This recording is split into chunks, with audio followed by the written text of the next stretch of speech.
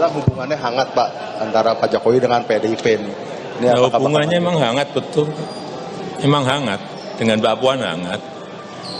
Kalau dengan Ibu Megawati? Dengan Ibu apakah nantinya bakal pertemuan dengan Ibu Megawati setelah Mbak Puan? Ya belum, tapi Jokowi ini kan memang kalau memukul itu nyilih nabok nyilih tangan. Kalau mukul itu selalu meminjam tangan orang lain. Misalnya soal permintaan terkait dengan 3 periode. Jadi kalau sekarang Pak Jokowi ngomong itu saja, ngomong kemarin reaksi yang 1-2 patah kata itu saja, untuk sementara cukup dulu gitu. Karena begitu dia jawab saja sudah Deddy Sitorus juga kelimpungan juga gitu kan. Kemarin malah ada statement Deddy Sitorus kalau Pak Jokowi mau ngopi-ngopi nanti saya kasih tahu gitu ya siapa utusan itu loh. Masa kelasnya Pak Jokowi ngopi sama Deddy Sitorus? Soal ucapan Pak Jokowi yang harmonis, menurut saya itu juga pernyataan yang normatif. Tapi kan kita lihat Pak Jokowi kan sering menyampaikan, tapi yang beliau lakukan kan berbeda. Jadi ini framingnya PDIP saja gitu kan. Mengada-ngada, membuat satu gerakan yang nantinya akan seperti ini. Itu kan strategi mereka. Gitu. Kata orang-orang kan sen kanan belok kiri ya. Bicara soal harmonis tapi kan di belakang juga terlihat seperti yang berbeda ya. Partai besar punya sekolah partai, punya segala macam. Ini yang dibesarkan apanya di sekolah partai itu? Mulutnya, suaranya. Kalau sekarang mau fight sama Pak Jokowi, kalau mereka punya data, punya apa-apa yang bisa menyerang Pak Jokowi, silakan saja.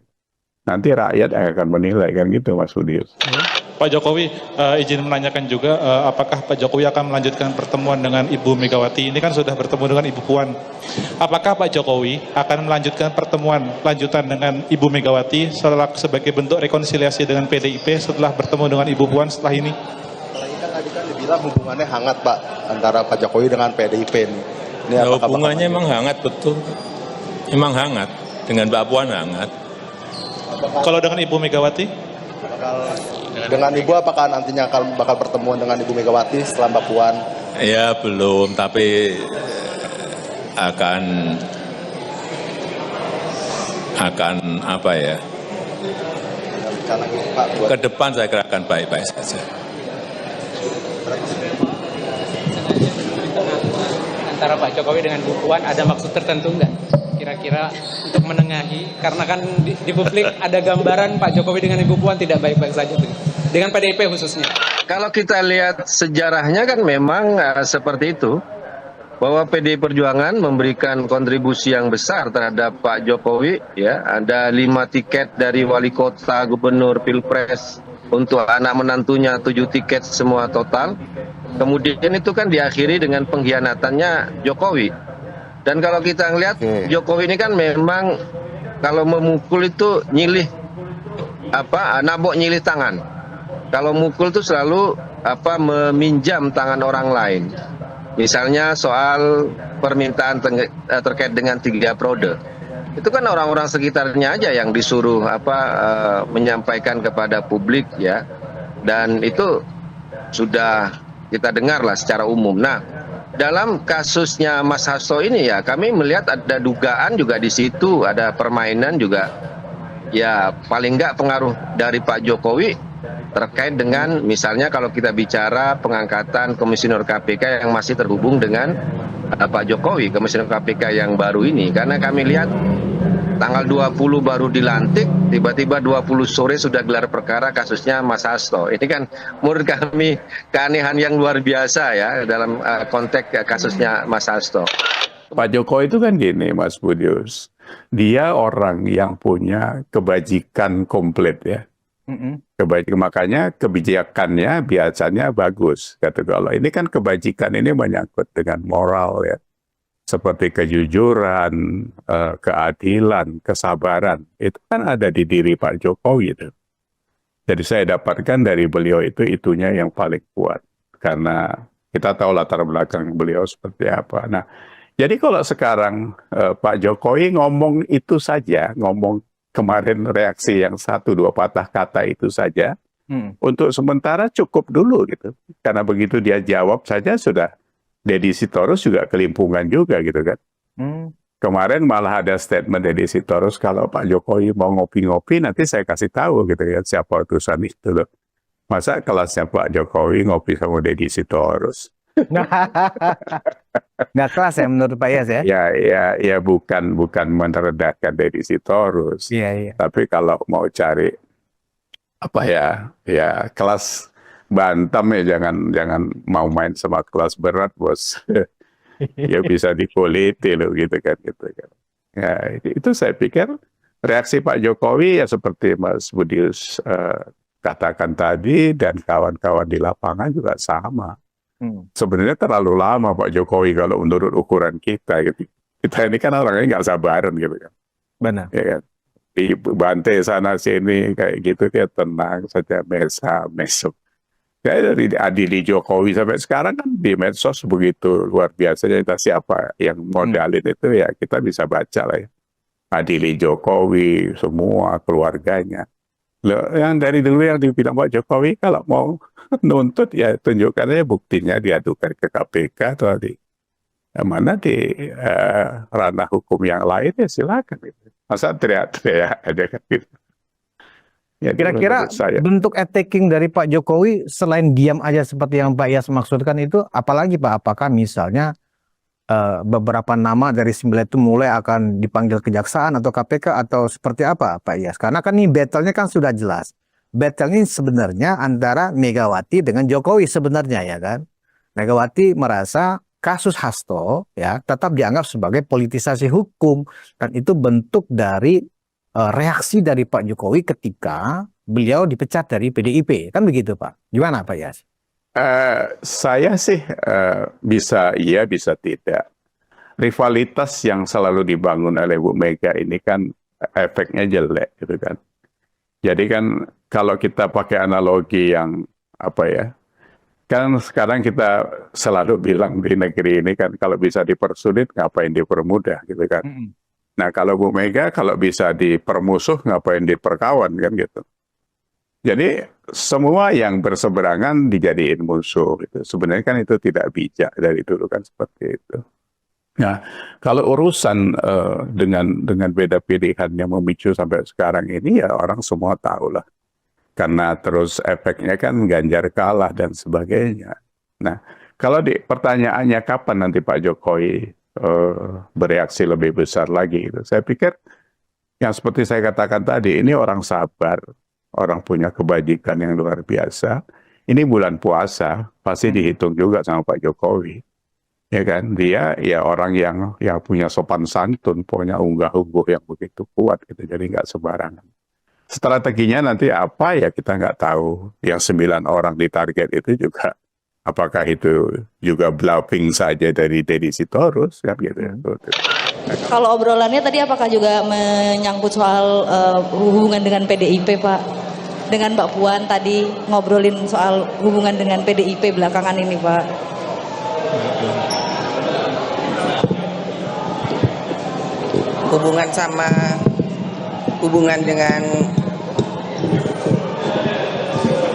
Hubungan dengan PDI Perjuangan baik-baik saja.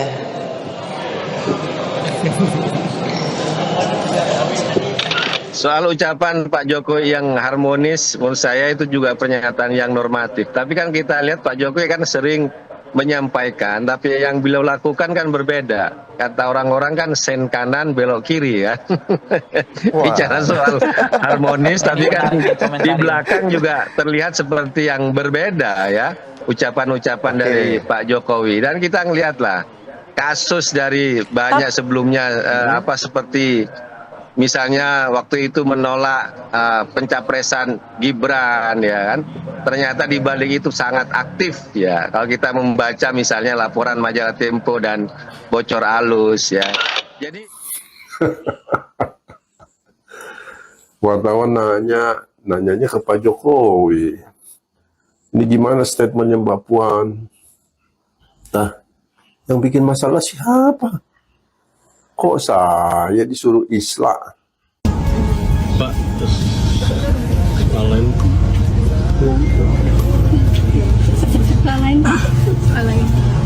pertanyaan boleh ya Pak? Pak, kemarin kan Mbak Puan sempat statement terkait agar Pak Jokowi dengan PDIP untuk menyudahi ini semua Pak. Apakah ada rencana islah dengan PDIP Pak? Tuh, yang memulai itu siapa? Dengan elit PDIP. Ini wartawannya bodoh atau Mbak Puannya yang tidak straight to the point. Memulai itu siapa? Sudahi hal-hal yang kemudian hanya membuat kita ini terpecah belah, sudahi hal-hal yang membuat kita ini kemudian hanya berkutat dengan hal-hal yang kemudian membuat kita itu saling berprasangka, apalagi ini bulan Ramadan, bulan yang penuh berkah. Marilah kita berpikir positif dan kemudian ayo kita sama-sama bangun bangsa ini bersama. Mbak Puan, kasih tahu sana elit PDIP. Sudah, jangan bikin masalah. Pak Jokowi itu sudah purna tugas, kenapa bikin masalah? Jadi pernyataan itu bukan untuk Pak Jokowi, tapi untuk elit PDIP. Ini wartawan nanya ke Pak Jokowi lagi. Oh, kamu. Jadi ya mohon maaf, PDI Perjuangan dan Ibu Megawati Soekarno Putri sudah tidak percaya lagi dengan ucapan-ucapan manis dari Pak Jokowi ya. Dan itu juga sudah menjadi sikap resmi partai. Di situ ada pemecatan pada Jokowi ya dan 26 anggota yang lain. Tetapi kalau menurut kami secara personal ya apa yang ditunjukkan oleh Mbak Puan ya kami tidak ada persoalan. Orang diundang namanya buka puasa, kemudian juga kita harus misalnya dalam suasana Ramadan harus menghindarkan konflik, iya. Tapi pada kasus yang lain, misalnya pembelaan kepada Sekjen PDI Perjuangan, ya kayak yang saat ini dikriminalisasi dengan kasus hukum, ya kami juga harus mengatakan fakta dan juga memberikan keyakinan yang kami miliki bahwa kasus ini terkait dengan politik dan khususnya pemecatan Jokowi, begitu. Nah kalau Hasto sebenarnya ya kasusnya sih kasus umum kan itu Mas Budius, ya kan? Kalau ada suap menyuap, ada penggelapan, terus ada ada penghilangan barang bukti yang bisa dibuktikan. Dulu kan harusnya sudah ketangkep Harun Masiku kan ada informasi bahwa dihalang-halangi di mana di PT IKA ya atau di mana itu. Nah itu kan kerjaan mereka semua. Jadi kalau kita lihat akumulasinya yang sekarang mereka harus terima, itu sebuah proses saja kalau menurut saya. Ya secara politik bisa saja apakah itu dulu ditahan, terus sekarang karena sudah retak menjadi menjadi peluru untuk menghantam ke PDIP, ya bisa iya, bisa tidak menurut saya. Pak Jokowi itu apa? Sekali lagi yang saya ingatkan apa yang dikatakan Roma Hurmuji waktu Kongres di 2014 sejak Pak Jokowi kepilih pertama kali jadi presiden gitu kan. Yang di Bali itu Pak Jokowi sudah presiden, nggak dikasih ruang pidato, datang disorakin dengan gitu kan. Itu kan sudah mulai dimusuhi karena memang permintaan untuk menteri yang lebih banyak kan nggak diladeni Pak Jokowi kan. 4 atau 5 sampai 2019 pun jatahnya tetap segitu. Nah ini kan orang memang beda ya, berwawasan kebangsaan sama berwawasan kekuasaan ini beda jauh. Jadi yang satu kepentingannya kekuasaan untuk melanggengkan apa yang sudah didapat, sementara yang satu adalah bagaimana berkelanjutan sebuah pembangunan atau mengurus negara ini. Sehingga sekarang ini ada Pak Prabowo itu kan kita tahu bagaimana prosesnya. Sebenarnya apa sih untungnya Pak Iyas PDIP lewat Deddy Sitorus dan termasuk juga pengacaranya Magdir Ismail gitu ya. Keuntungannya apa sih? Toh kasus Hasto kan sudah masuk sidang dan dengan sendirinya pra peradilan yang kedua kan sudah gugur. Apa untungnya melakukan semacam framing lagi gitu loh, framing lagi bahwa ini adalah politisasi hukum dari Pak Jokowi gitu loh. Ketika sudah sampai di pengadilan kan mestinya kan diungkap aja kebenarannya di pengadilan kalau memang merasa ini adalah politisasi hukum. Sampaikan bukti-bukti, sampaikan dokumen, bawa saksi, kan begitu mestinya Pak Yas. Iya, yang normal harusnya seperti itu. Tapi ini kan PDIP, ya kan? Ini kan Megawati gitu. Jadi kalau mereka itu lebih wise dari awal, kan tidak ribut seperti ini gitu. Justru itu menjadi menjadi trigger terbukanya kualitas mereka secara keseluruhan kan. Ini kan satu koloni yang berpikirnya sama, teriak-teriak gitu kan. Kalau dibilang untungnya apa, ya nggak ada untungnya memang. Apa yang mau dibuat mereka? Yang disuruh nyerang Deddy Sitorus, ngomong apa saja, mereka tiap hari kan ngomongin apa saja itu kan. Yang sifatnya itu memojokkan Pak Jokowi, ya nggak ada untungnya.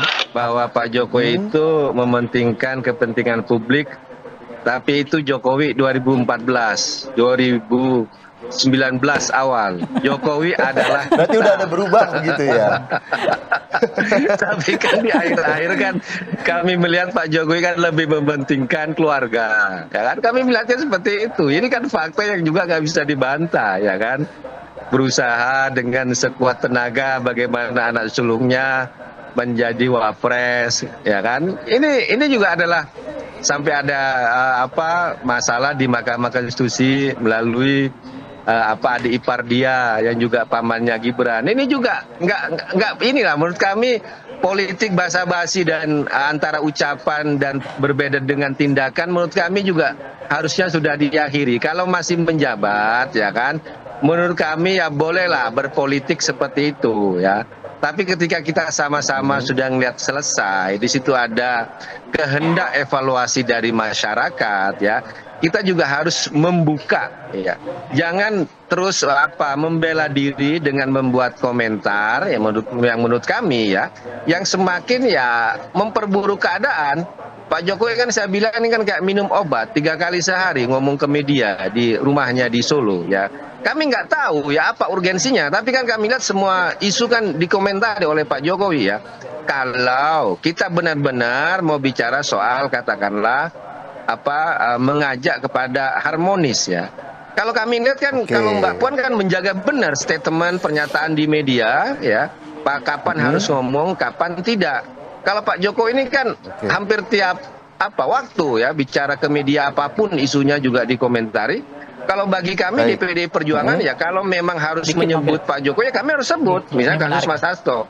Tapi kasus yang lain ya kami juga nggak mau sebut kalau memang nggak ada hubungannya gitu lah. Jadi jangan dianggap bahwa ketika kami bicara soal Pak Jokowi, kami hanya mengaitkan Pak Jokowi, enggak kok. Apakah mungkin untungnya itu begini Pak ya, supaya nanti dalam persidangan Hasto bebas Pak, ya kan? Kalau enggak nanti dibongkar nih bahwa benar Pak Jokowi benar telah mengirim utusan namanya Mr. X, kemudian diungkap namanya, kemudian 9 orang yang ditarget itu memang atas perintah Pak Jokowi, sehingga kalau itu dibongkar seolah-olah Pak Jokowi memang dari awal terbukti telah melakukan intervensi hukum untuk melindungi dinasti politik keluarganya, kan begitu teori dari PDIP. Menurut Pak Yas, kira-kira untung yang akan diharapkan dari PDIP apakah seperti itu? Itu kan kita tidak tahu secara detail, Mas Budius. Kalau itu yang terjadi dengan sosok Pak Jokowi, ya berarti kita selama ini salah memahami Pak Jokowi. Gitu kan.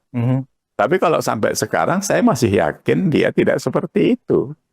Jadi ini framingnya PDIP saja gitu kan. Mengada-ngada, membuat satu gerakan yang nantinya akan seperti ini. Itu kan strategi mereka, gitu. Ya kan? Kan ada di marketing itu ada 2 ya. Taktik dulu baru strategi gitu kan. Nah siapa yang pakai itu sekarang? Pak Jokowi yang pakai atau PDIP yang pakai? Iya kan?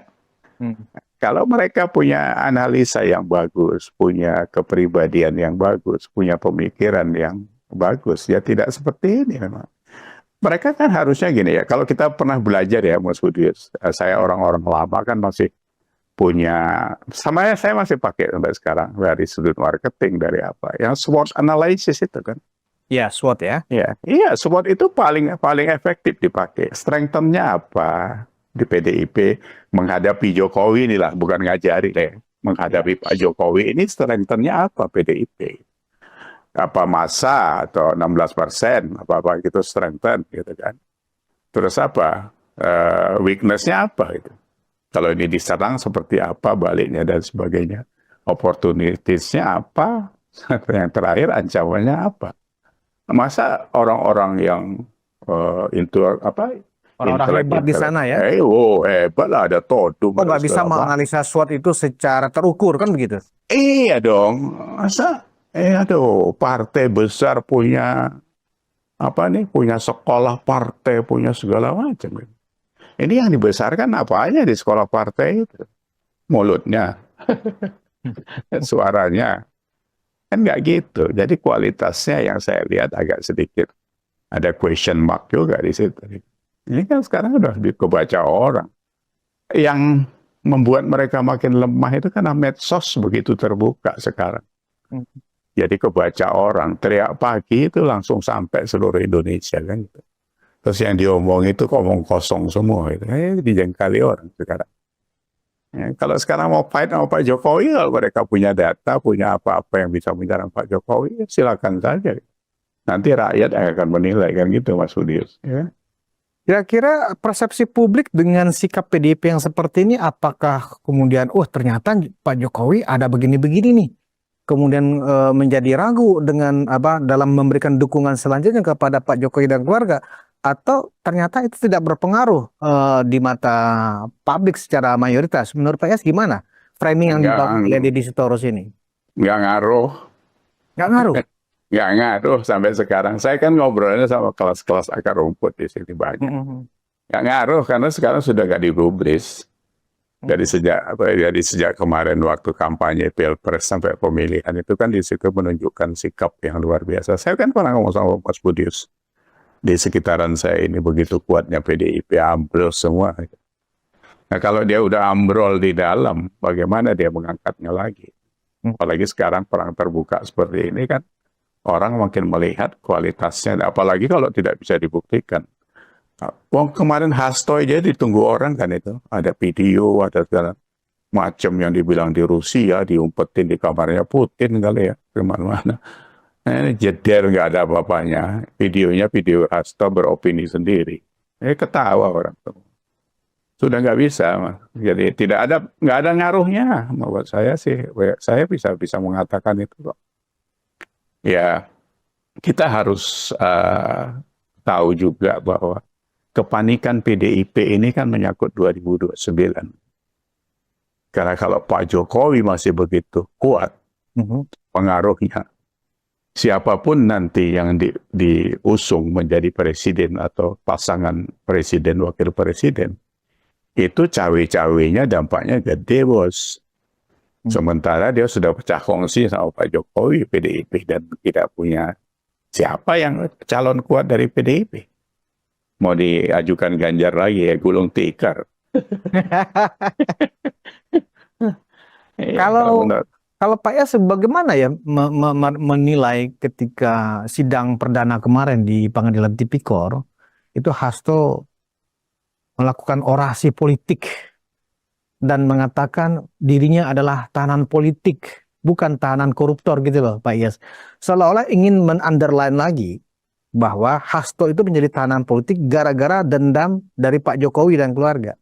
Dan itu seolah-olah benar-benar diamplifikasi sedemikian rupa oleh tim komunikasi dari PDIP di banyak kanal gitu loh Pak Yas. Iya, ya itu sebuah usaha lah, biasa lah politik ya Mas Budius.